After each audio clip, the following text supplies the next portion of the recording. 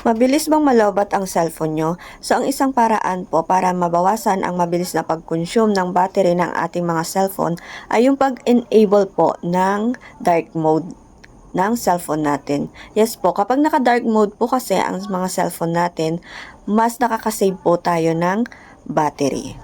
So, kapag mayroon po yung setting na ganito sa cellphone natin, much better kung try po nating enable.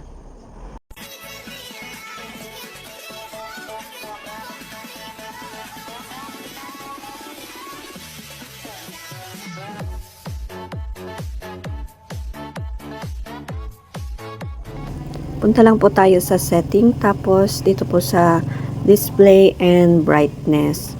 Ayan po. Dark theme. Yan, i-on lang po natin, turn on lang po natin. Kasi pag naka-turn on po yan, mas makakasave po tayo ng battery. So, ganun lang po for this video. Kung mayroon po kayong setting na ganyan, mas maganda po kung naka-turn on. Thank you for watching and don't forget to like, comment, and share. Follow for more.